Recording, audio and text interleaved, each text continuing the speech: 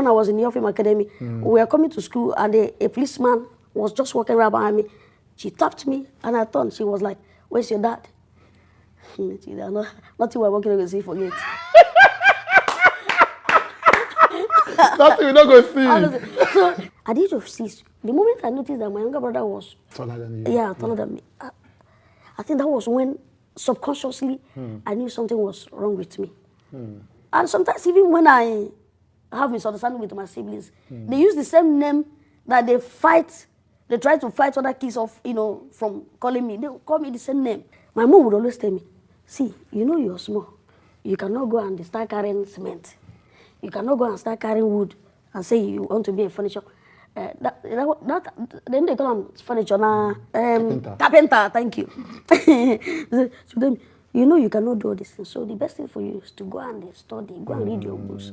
So I knew the only weapon I had to conquer the world is just by going to school. Do you think that because of the roles you were acting, do you have experience where people thought that you didn't even go to university? Yeah. Yeah, that's what I was going to ask. A lot of times, being in IMT really changed a whole lot of my story. One of my interviews, somebody asked me, "Come, Chinedu Ikedieze, I watched Akinokwa and you were flawless. Are you sure that you don't have a part of this in your character?" So I told him, "No, I'm not mischievous, but if there's any need for me to be mischievous, you will show up. I mean, this is life." You will show up and do it. Growing up, my relationship with my parents is just, "Come here, have you washed plates? Have you done this?" We hardly stay together and play. You do have kids, don't you? Yeah, I have. Yeah. But I You don't talk about them. Yes, I decided to put them. I am the celebrity, they are Yes, not them. So I put them aside. Right. But does it change? Did it affect the way that you decided to raise your children? Yeah, I just want them to be free. I don't want to, because if you put that celebrity in there, the moment everybody get to know them, it will affect them. It will affect and them. I don't want that. Yeah. You hide them like Yes. Even your wife, apart from the announcement. Yes. You know? Yeah, so she can go to market, do every other things, Without without being much under ado. pressure. Yes. Yeah. You were informed that you were selected for an MFR. Yes. 2010. 2010. This one is not this is not No, current. This is 13 years ago. when you were contacted, how did you receive it? What went through your mind? I couldn't believe it. In fact, any award from federal government, now people will get money. So there's no need to even think about no, it. Just remove it. No. So I removed my mind from it. Yeah. One day, somebody called me. Said, "Chinedu, go and check either Vanguard or what." He said, "You check page 144.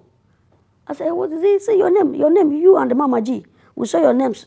You're some of the people that have been selected for national award." Yeah.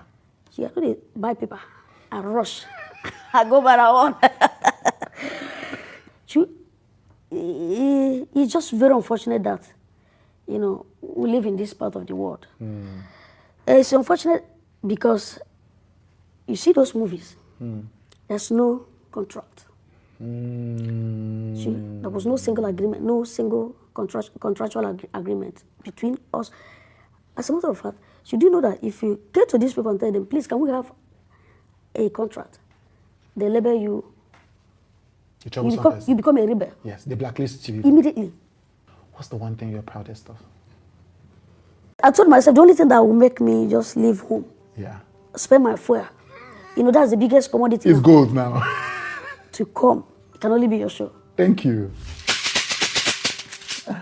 What a show I have for you today. My guest is the world famous Chinedu Ikedieze, one half of the dynamic duo that we know as Aki and Popo. Now, I'm such a huge fan of Chinedu. I'm such a huge fan of Osita too.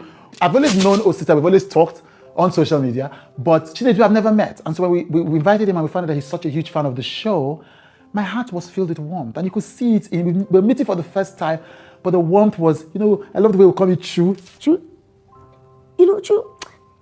growing up, even as a little boy, I wanted to do many things. Chu, he said they got to that time. This was such a beautiful episode, and I'm so grateful to Chinedu for talking to me about things he has never shared anywhere else. He talked to me about the moment that he heard the doctor tell his mother that he had stunted growth. Something happened when I was like 9 years. I was like 9 years, 6 months. I remember the man saying, "Madam, what he has is stunted growth." I saw another word, growth retardation. I was looking for first of all, how to pronounce that word, retardation. My mom no go school now. So what am I trying to say? That was when I started hearing these two words, stunted and retarded growth. He says to me that he's never told anybody this, that he wanted to take his own life when he found that he wasn't growing as other children, where he was bullied by friends, by schoolmates, even by his own family. While they were throwing all those tantrums, I cried. I cried several times. Yeah. I cried, It got bad, though. There were times I thought of ending it all. Wow. Yes. So as a child, you wanted to take your own life? Yes, at the time, I felt like, thank God I know grow for Lagos. Don't remember is no foul. And he talks to me about why he wishes he were closer to his parents, why he's grateful to his mother for anchoring him. So when I remember how much input my mom, how much she did to see us through, that would make me draw empathy, That's when you would I become emotional. I want to call her, I want to know how she's doing.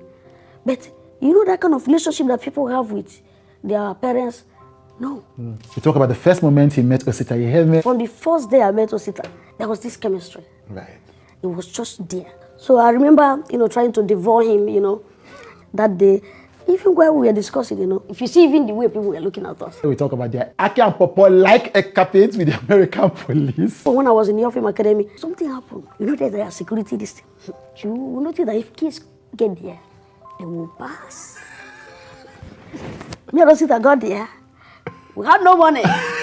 Osita said, Edu, train is coming, train is coming. Before I could separate one from two, Osita don't pass. I love it. You know what I did? I was like, I kept my gaze like this because I was in the camera. Of course, cameras everywhere. I pass.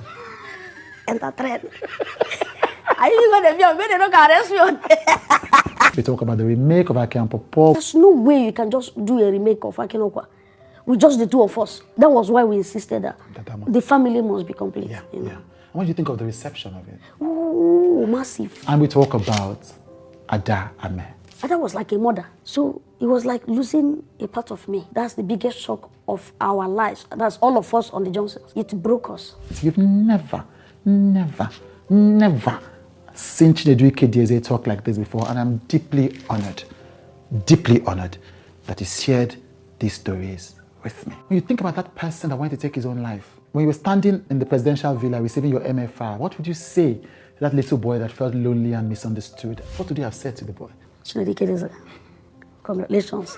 You finally made it. You finally made it. Yeah. Must have been a huge moment. Yes. And of course, that leads to the question of Ada. Ada. Yeah. I mean, I interviewed Ada before she passed, and that was one of my, when people ask me which episodes, and that was before she passed. Sure. I'm like, was Ada? It was a raw, open-hearted, deep conversation. Yes. So for you, and I only met her once. You worked with her for years. What was it like when you heard that she had passed? It was very hard. Ada was like a mother. Literally. She took that character off the screen. As in, even outside production, I've met her several outside. That people will say, see your Peking. That kind of a thing. So it was like losing a part of me. It was really, really, really. In fact, that was the least story or information or news I opted to. Yes. Yeah. That's the biggest shock of our lives. That's all of us on the Johnsons. It broke us. For real. Yeah. Charles, when you heard the news, there was almost people actually considered, do we even suspend this production? Yes. Seriously, you did? Yes. It was well, I thank God that at the end of the day, they were able to, calm ourselves down, then thought about the way forward. Yeah. Losing Ada on the Johnsons. Yeah. Nobody wouldn't even believe that the show will still go on. Because if you mention the Johnson, you must mention Imwabo. So you can't, it's difficult to take away Ada, that's the character Emo, from the Johnson. But I don't know how it happened. Yeah. That, we're still bubbling. Yes. Honestly. Yeah. It was difficult. It was really, really difficult. Because we see her every day. As in, when we go to, we see the pictures are there. Yes. Sometimes you come to location, come to set, you see her, people start crying. Yeah. Hard, very hard.